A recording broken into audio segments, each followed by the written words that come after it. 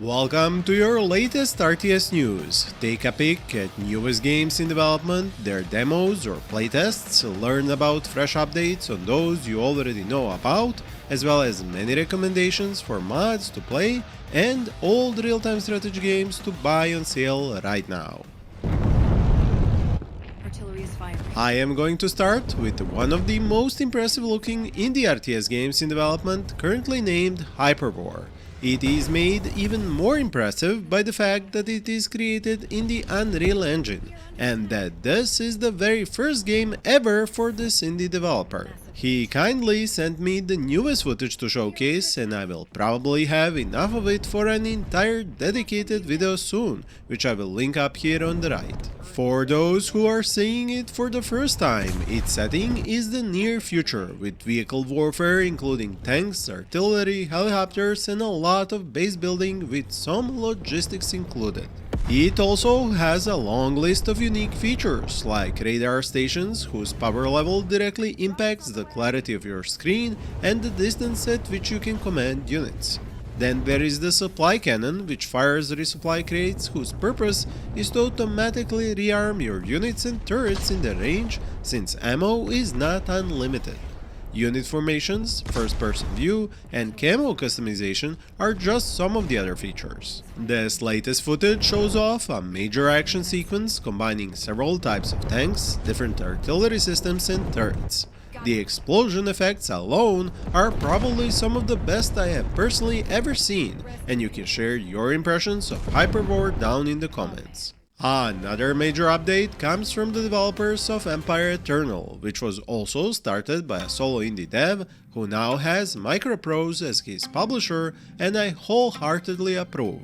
This game is a clear example of a true labor of passion, and you can see how much it is inspired by the old classics from the 90s, like Empire Earth, Age of Empires, Civilization, and many others. Its main feature is of course advancing between ages, as you collect specific resources, perform research, and reach important milestones.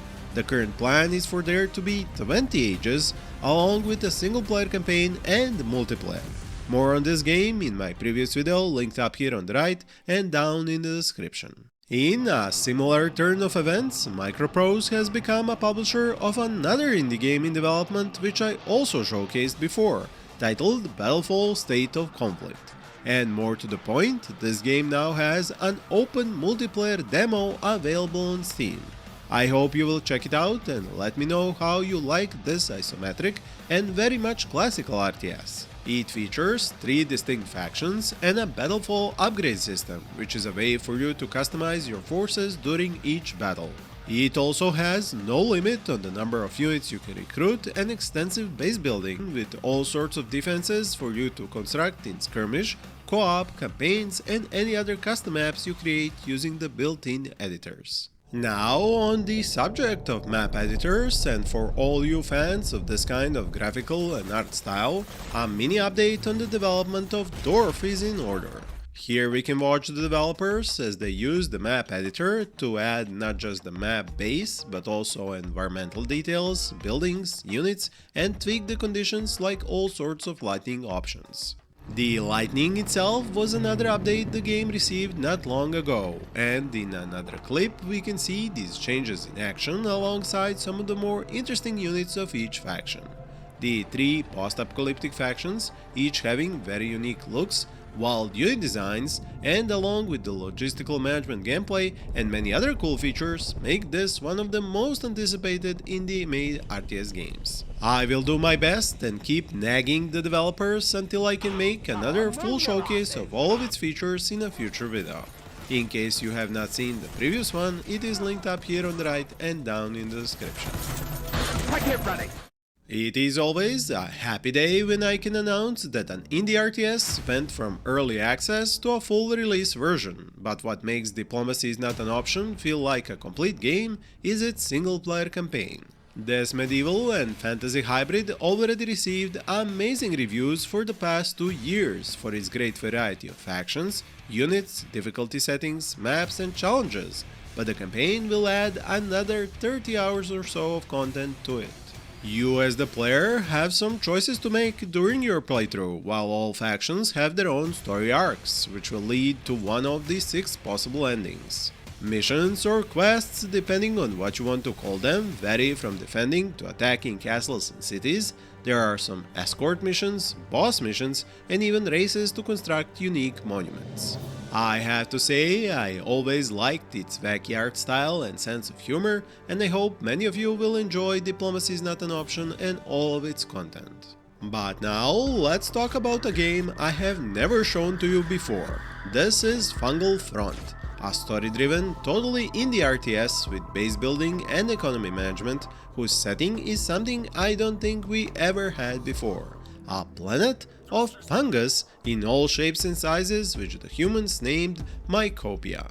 Its Steam page is already up, while the story explains how humans came here in search of a life-saving serum to save themselves because the antibiotics they had became entirely ineffective.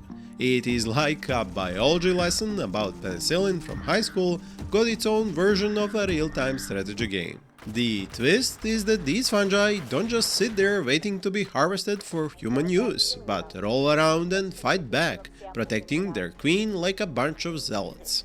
And since the queen is rich in the immune-boosting mycelium serum, conflict ensues. I am cautiously optimistic about this one, but feel free to share your impressions in the comments below. As you probably know, there is another new sci-fi RTS which has an animal/plant-based faction, and that would be the Grell from ZeroSpace, whose gameplay I am showing here. The developers of this amazing looking project haven't yet managed to strike a good deal with any publisher, and therefore have announced they will probably have to move their release schedule back and not launch any version in upcoming months. But that doesn't mean they don't have any progress to show, as they have been working on their map variety, environments, unit models, reworking the mercenary system, improved their cinematics, character details, campaign missions, and did a lot of world building in general. The news you are probably most interested in, however, are the dates for playtesting ZeroSpace. I am happy to report 3 playtesting phases coming up. A closed alpha test at the start of November, a beta test mid-November, and a free demo weekend near the end of November.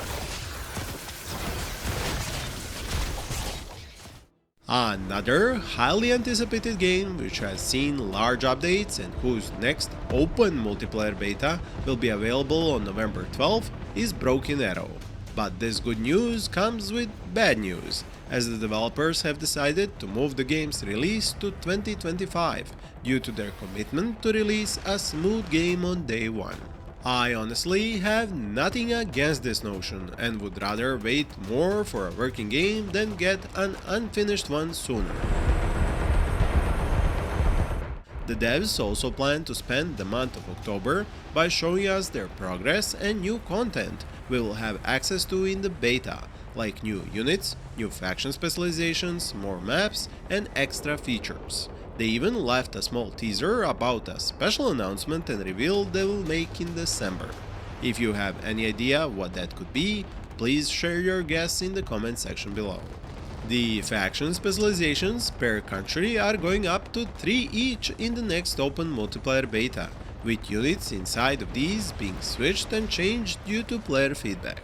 There are also several totally new units we are going to be playing with, like the wheeled transport vehicle called the ACV for the US Marine Corps, and most importantly of all, nuclear cruise missiles are going to start flying in this beta. I now want to share my recommendations for RTS games on sale at Steam, and I will mention a few others later in the video. First is 9-Bit Armies A Bit Too Far, which is a complete package of single-player campaign and challenges, co-op missions, survival game mode, and multiplayer. Ashes of Singularity Escalation has a lot of these game modes as well, and while older, it has much grander scale with a full sci-fi setting.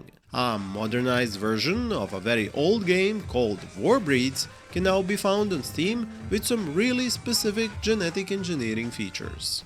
When it comes to totally new games which are actually playable, Endeavor Rite of Passage now has a new playtest on Steam which you can download and try out its newest, third faction called Yari.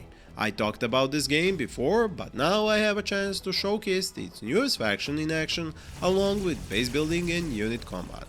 What I really liked about the solo indie developed RTS is the asymmetrical factions, simple resource collection, a good mix of infantry, vehicles and air units, and of course the superpowers which you unlock with points generated through combat.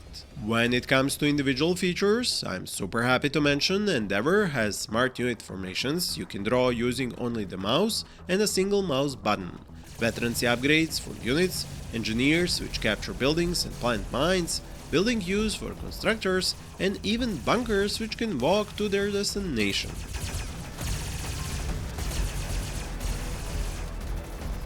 Next, I want to talk about a game whose developers recently contacted me, and I was especially glad to include this unique looking RTS in this video. Their insect-themed game titled Empire of the Ants is going to be released on Steam on the 7th of November, and it looks totally photorealistic with its forest and a variety of animals all created in Unreal Engine 5. The gameplay is a bit of a mix of solo, tactical and strategic elements as you take the lead of an ant colony, rebuild their home, protect it from other local wildlife, and conquer new territories in spring, summer, autumn and winter with a gameplay that also changes depending on the time of day. This game is actually inspired by a best-selling book series of the same name and is planned to offer a strategic experience but in an animal format. The developers implemented not just a single-player campaign, but also a multiplayer, so it will be really interesting to see how that will work. Since I also like to include mods in these videos, how about we take a look at the screenshots of Star Wars Interregnum 2. This is a future mod for Sins of a Solar Empire 2, and it's going to be made by the same team behind the first one, with their plan being to first create the Galactic Empire faction, followed by the Rebel Alliance. In related Sins of a Solar Empire 2 news, the entire franchise is on sale at Steam, and it is also possible to buy the digital soundtrack and the content pass, which will grant you access to the DLCs and expansions once they are released. These are going to be the Harbinger expansion, adding the 4th playable faction and a lot more. Then the Path to Power, which will add a series of new scenario-style maps. Reinforcements, which will include one new warship per faction, and Times of War, in which we'll discover the histories of these factions through scenarios, cinematics, new units and more fresh content.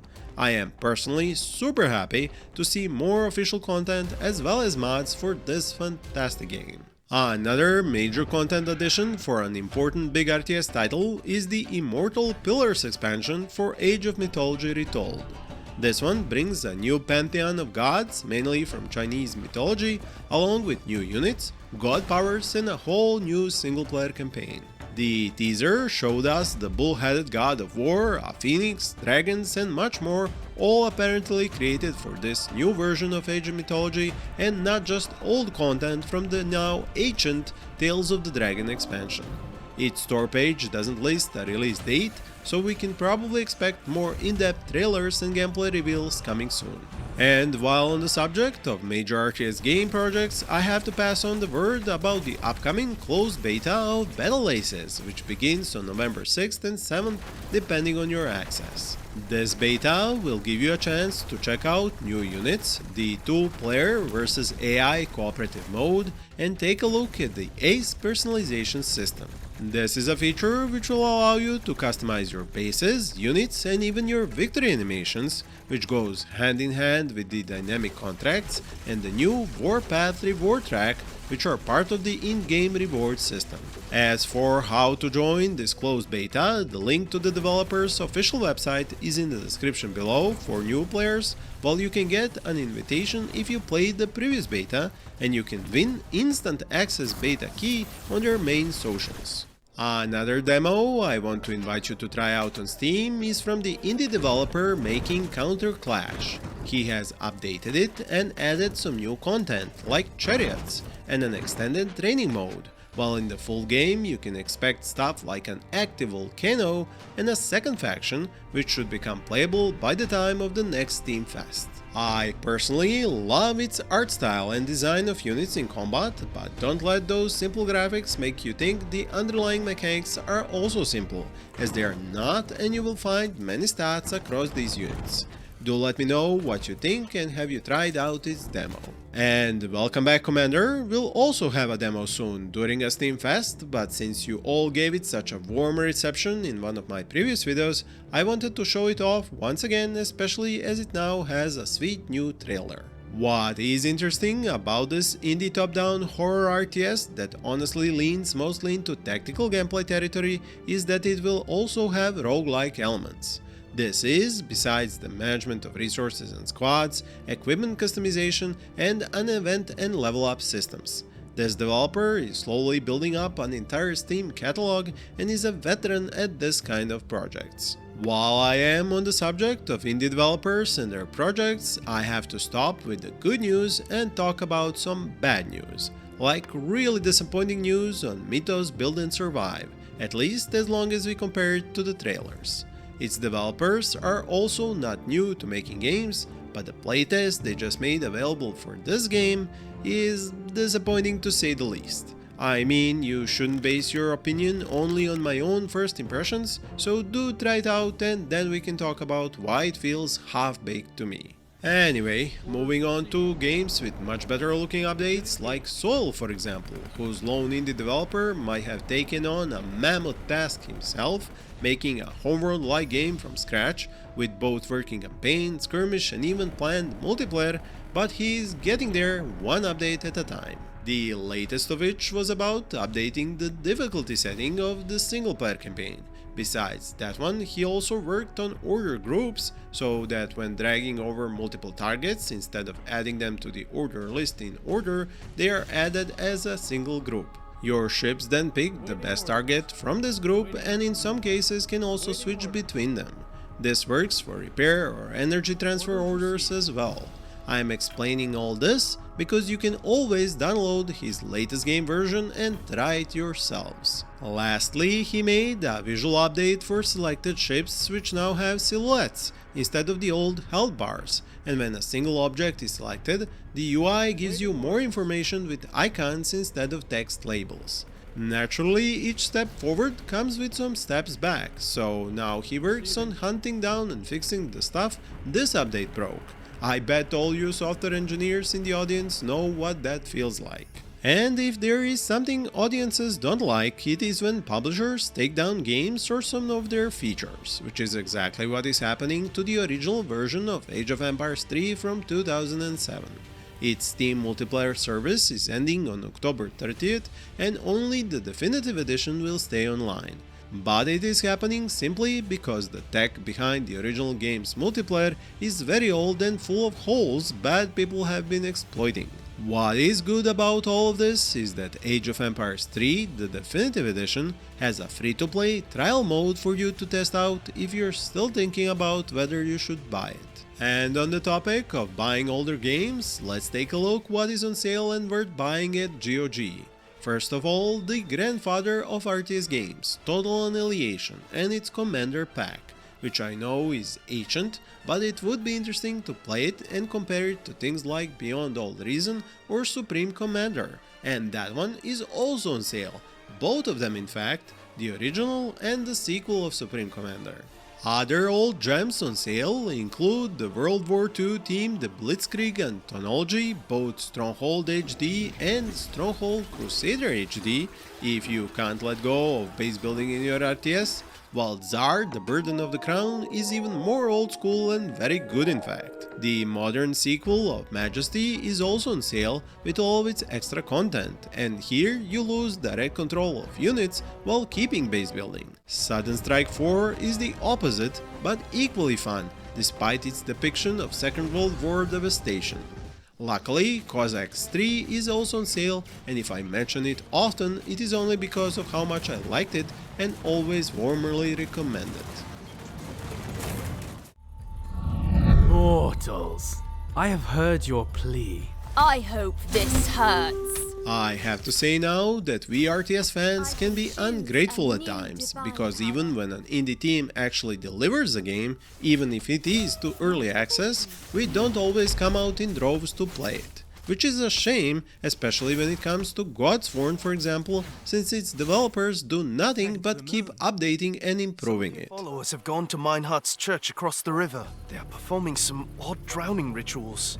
I refuse to let them convert any more of my followers. That church must burn. Now they have announced the next hero of the Order faction, the Bishop, who has a special focus on base building, with more buildings available to him than any other hero in the game. Besides the new hero, which you might be able to play by the time you're watching this, they have prepared a new map content update soon to be rolled out, and published the new Invasion type co-op challenge map. This one is called Invasion of Hellisburg, since you get to attack the Teutonic Order at their home and capture Castle Hellisburg. These are just the main updates, with dozens of smaller ones as well as gameplay balance changes, so I really hope more people will start playing this wonderful indie game. Another passion project like this one I have to mention, even if it is a mod and not a full game, is Dawn of the Tiberium Age. This is a free, unofficial, fan-made standalone mod that combines and enhances Tiberian Dawn and Red Alert 1 using a heavily stylized Tiberian Sun engine. It might sound like a Frankenstein of Command & Conquer, but it has a lot to give. Its newest version 13 contains some major content additions and changes, like a Red Alert 2 style tabbed sidebar and an entire new campaign titled Power to the People, made up of 9 missions, telling the story of an African anarchist group trying to liberate their country that has become a battlefield between the GDI and NOD world powers during the First Tiberium War. This kind of effort truly needs to be recognized by your playtime. And if you have other favorite mods of CNC games, share them in the comments and I will do what I can to spread the word. And one game I can't stop sharing the word about is Century Shattered Sun, a very ambitious indie project which gives us real-time strategy on a grand scale like its predecessors, but with incredible things like cracking the surface of a Dyson sphere with nuclear weapons and letting the sun burn your opponents. The developers have recently invested more time and resources into explaining the game's lore with this fantastic video, which you can watch in its full length on their YouTube channel. He talks about the history of this conflict, how certain factions were created, and shows us many of the game's features. I have already shown you the current alpha state of the game in a previous video, which I will link up here on the right and down in the description, and plan on showcasing more of it in the future. This next game has been out for a while, but its industrious developers have been adding more content to it non-stop. Their latest update brings the Bifrost game mode, in which you take up to 4 friends and try to do your best to stop a huge enemy assault while being able to customize skills, buildings and perks. I must admit, this is one of those games I wanted to play more of but never seem to find the time. But when I do, I stick around for multiple matches, as the gameplay is so smooth despite not being your standard RTS experience, due to several features like strong seasonal effects, divided up map sections, oppressive unit limit, and lots of neutral enemies on each map. It's almost like a combat-focused Settlers game in many regards. If you enjoyed the newer Dune Spice Wars, you probably will like this one as well, since it was made by the same developers. And while those devs might have already published several games, the ones making Liquidation are still hard at work polishing their first one. I know it's been a long time since I originally showcased it and that it looks to be going back and forth between different milestones, but the important thing is that it is going in the right direction. This time I have a bunch of different clips to show you, courtesy of the developers themselves, and each shows a particular feature, like unit abilities, weapon upgrades, defensive buildings, base building, unit recruitment, and a general mix of range and melee combat that every Warhammer 40k fan is going to have a hard time noticing while drooling over these dreadnought-like units. So while we wait for a demo or playtest, make sure to wishlist this one on Steam. Another one which I should have played more is Cataclismo, a dark RTS game with horror overtones and a highly modular building system which would be every LEGO fan's dream if it wasn't full of nightmarish creatures coming to tear down your construction. Well, if you had a sibling growing up, it's almost the same thing. The newest update brings a new biome to play in, the Endless Game Mode, and it rains heavily there, making you take a good look at the new roof pieces the developers have added. When it comes to skirmish, an extra handcrafted map has been added called the Pallet Bay. Besides these more obvious updates, the developers worked on a number of quality of life and content updates across the game, with everything from new shortcut keys and improved UI to simple implementation of blueprints and custom levels downloaded from Steam's workshop. But if you're not a big fan of horror-style games, how about we check out the latest updates from the lone developer working on Heart of Muriet.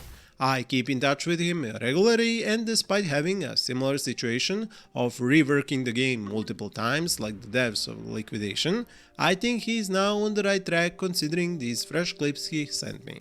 His latest game version looks to be taking inspiration from many past games, and he's combining hex-based map sections with real-time exploration, combat, base building, resource collection, and all that with magical spells, quests, and other fantasy elements.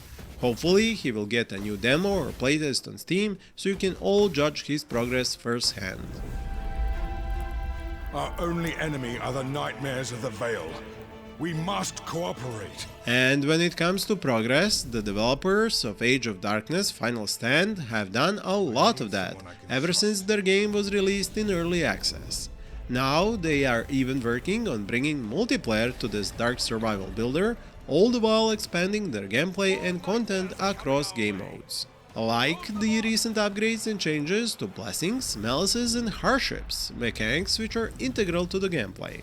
The devs want to create a Steam-integrated lobby system to make inviting friends, joining lobbies, and starting co-op matches as easy as possible. So I can't wait to see how this turns out and the impact it makes on player numbers. Last but certainly not least, the developers of Falling Frontier have posted a mini update on how one of the ship classes is equipped, and they have finally moved to using their own assets. For more RTS news and games, check out the cards on the screen. Thank you for watching and happy gaming.